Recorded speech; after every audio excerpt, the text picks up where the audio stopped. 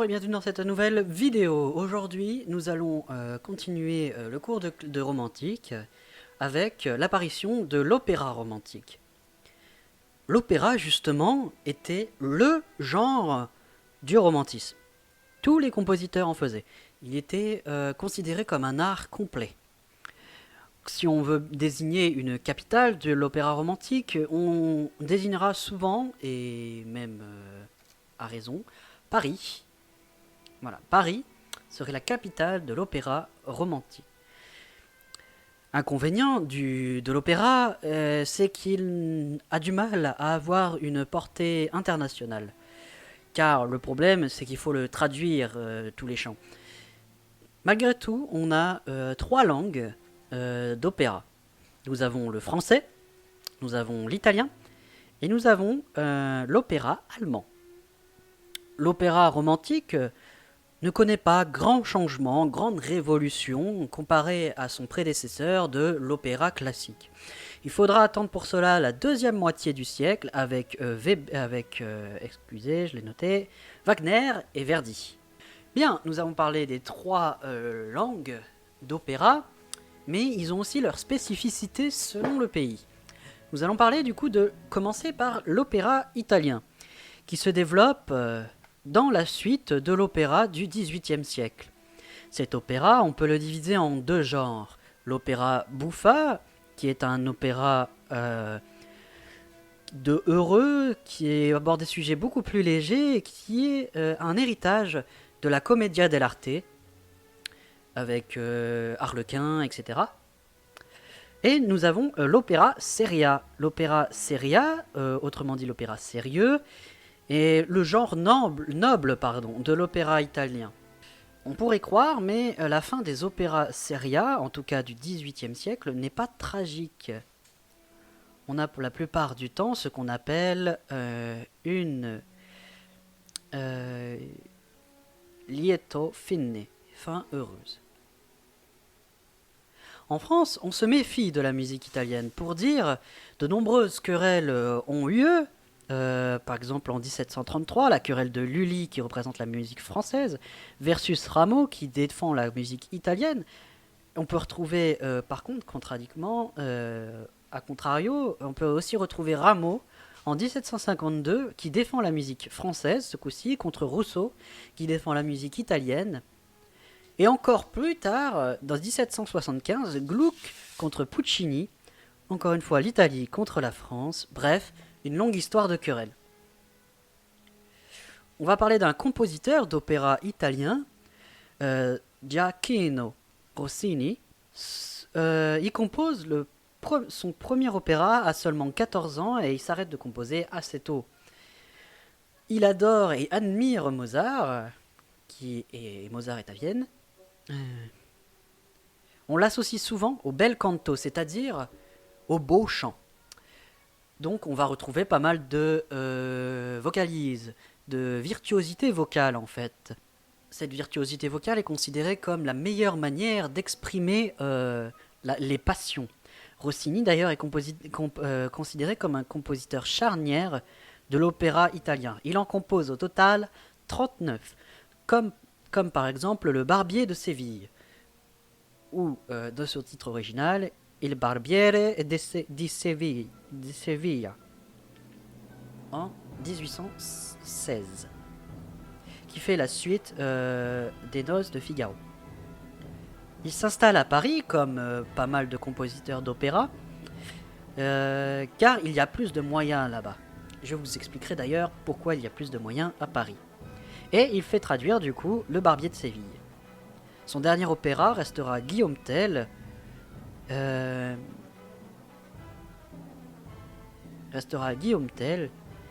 on aura remarqué que son arrivée à Paris, il s'adapte au public parisien, qui a une réputation plutôt particulière, je vous en parlerai, quand on parlera de l'opéra français. Et pour s'adapter au public parisien, il réduit le nombre de vocalises à l'italienne. On peut voir deux personnes aussi qui font la naissance de l'opéra italien avec Bellini et Donizetti. Ces deux compositeurs se détournent des thèmes mythologiques et préfèrent des thèmes d'inspiration nordique.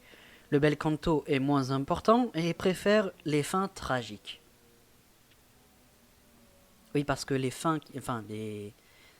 opéras seria, les fins n'étaient pas tragiques seulement au XVIIIe. Donc Vincenzo Bellini, que voici les dates, est responsable de deux évolutions majeures de l'opéra. Il est responsable du fait que les récitatifs soient moins secs qu'avant, plus chantés, et on évolue vers l'arioso, ce qui est entre le récitatif et l'aria. On observe une typologie des voix. Il associe chaque voix à un type de personnage. Les ténors sont souvent les amants, les barytons sont les rivales, les basses les figures d'autorité, les sopranos l'amoureuse, les contraltos les femmes âgées, mûres, et on appelle tout cela les emplois. On peut voir par exemple, comme opéra de Bellini, Norma, composé en 1831. Avec Bellini, on voit les 4 principaux thèmes de l'opéra du 19e. En premier, on a la femme partagée entre amour et haine. En deuxième, on a la lutte du héros contre un oppresseur. La troisième, on a l'homme face à la nature et à la religion. Et en quatrième, on a la délivrance d'un amour désespéré. Passons maintenant à Gaetano Donizetti. Il compose 70 opéras dans tous les genres et dans plusieurs langues. Comme Rossini, il commence en Italie et fait sa carrière à Paris, mais Rossini, mais comme pas mal de compositeurs du coup à cette époque, car je vous le rappelle, si on doit désigner une capitale de l'opéra romantique, c'est Paris, à cette époque. Et il compose comme opéra Lucia di l'amore... je reprends. Lucia di l'amore, que je vous réécris ici, en 1835. Maintenant qu'on a fini avec l'Italie, passons maintenant à l'Allemagne, pour garder le meilleur pour la fin, la France. C'est pas du patriotisme, il y a vraiment du lourd à dire sur la France. L'opéra allemand, en fait, on ne trouve pas d'opéra allemand avant justement la mort de Bach en 1750, donc avant le début du classique. Les modèles dominants avant cette époque sont l'opéra français et l'opéra italien. Nous pouvons repérer plusieurs modèles, comme par exemple le modèle de Gluck, et il y avance 4 principes.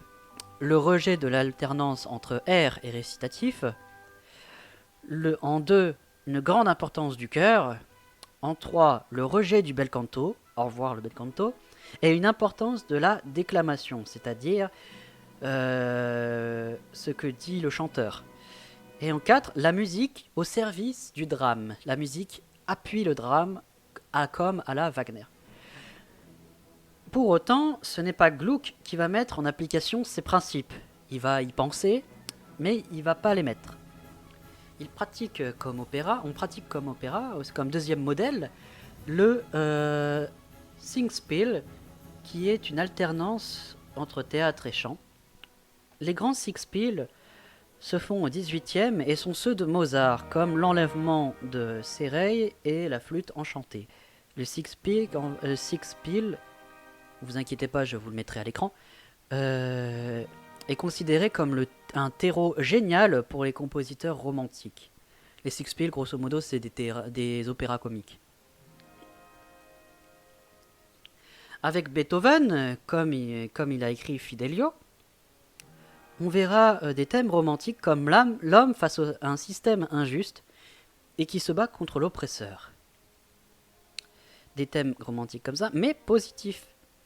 La fidélité de Léonore dans Fidelio, la fraternité entre les personnages, la joie, on y retrouve beaucoup moins ce côté positif plus tard chez les romantismes. On a le modèle de Weber avec... je marquerai Der Friedshult. Weber est le premier à intégrer les thèmes romantiques dans l'opéra allemand, la nature, le rêve, le fantastique. Dans l'opéra que je viens de citer avant, on peut retrouver la magie et les démons.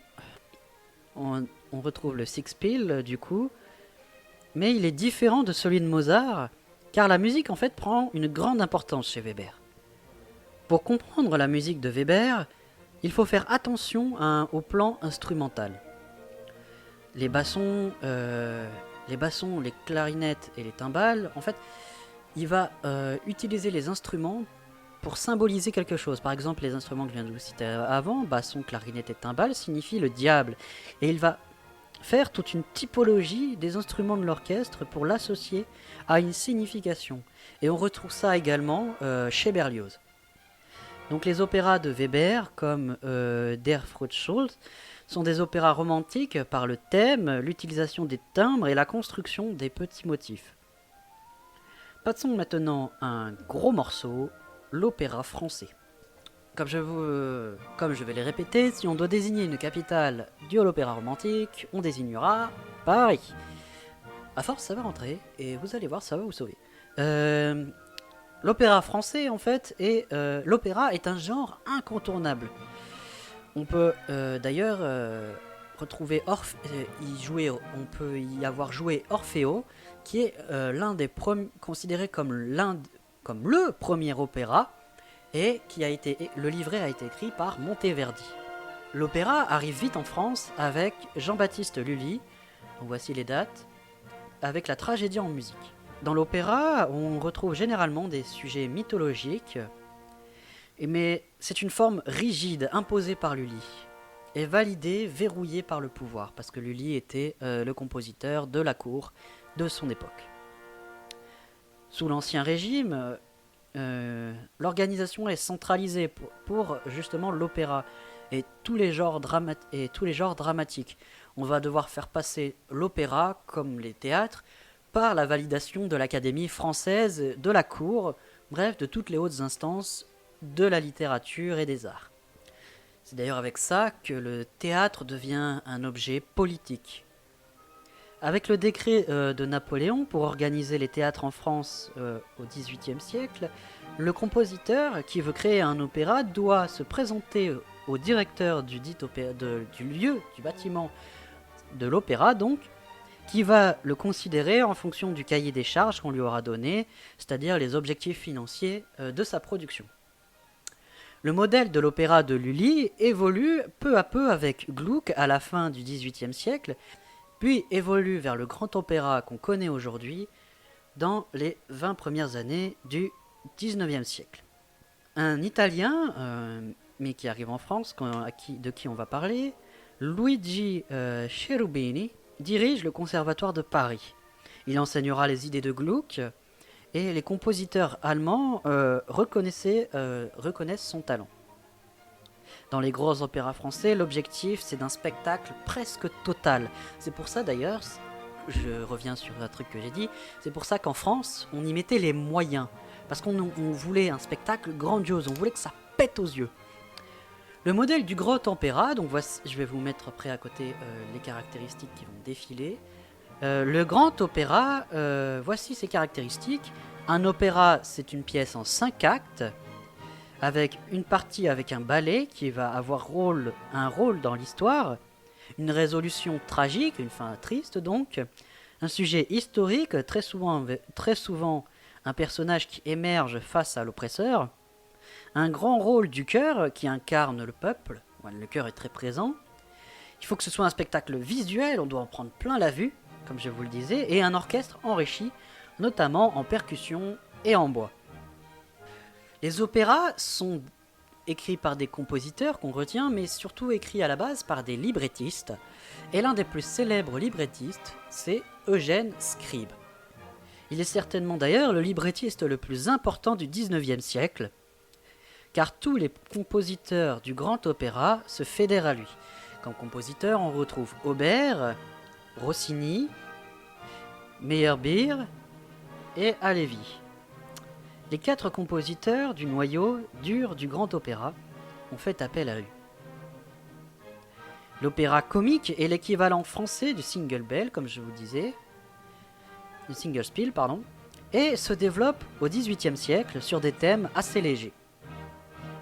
François-Adrien Boieldieu est un compositeur rouennais, qui se fait surnommer à l'époque le Mozart français. Et commence sa carrière sous la terreur, l'époque de la terreur. Vous savez, l'époque après la Révolution française où on avait peur de se faire couper la tête. L'époque de la terreur et connaît le succès avec La Dame Blanche, dont l'on écoute en arrière-plan. De cette musique, on repère une articulation très prononcée et la compréhension du texte est très importante au XIXe siècle. Je vous ai parlé tout à l'heure de la réputation du public parisien. Le public parisien a une réputation, excusez-moi du terme, de merde. Voilà, il a une réputation d'être imbuvable, prétentieux, capricieux.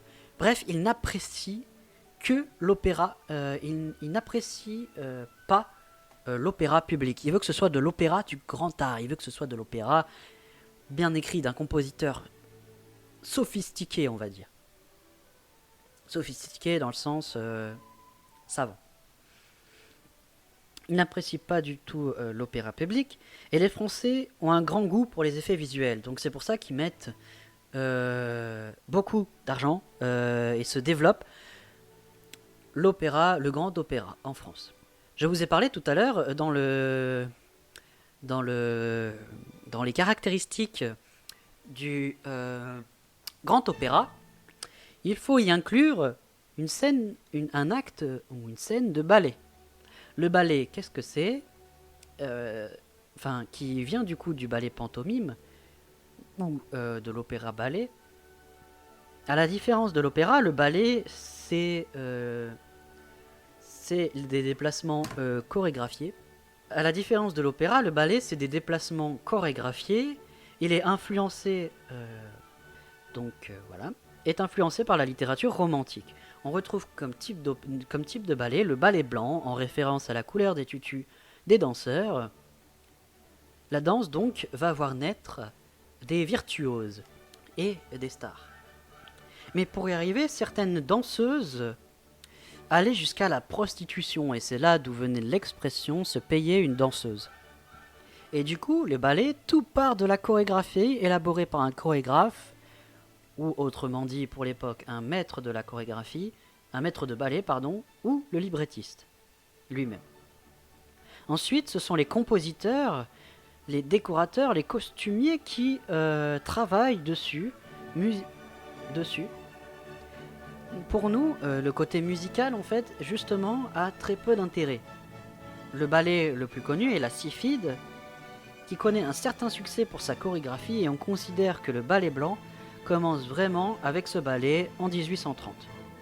La musique de ce genre de ballet, justement, reste très simpliste.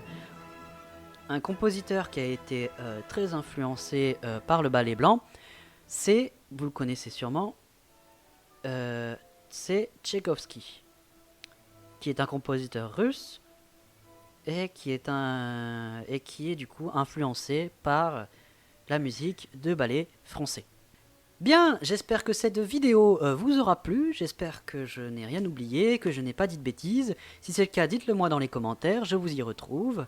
Si cela vous a plu, n'hésitez pas à me le faire savoir avec un pouce en l'air. Si vous voulez continuer à réviser et à suivre les révisions au fur et à mesure, n'hésitez pas du coup à vous abonner et activer la cloche.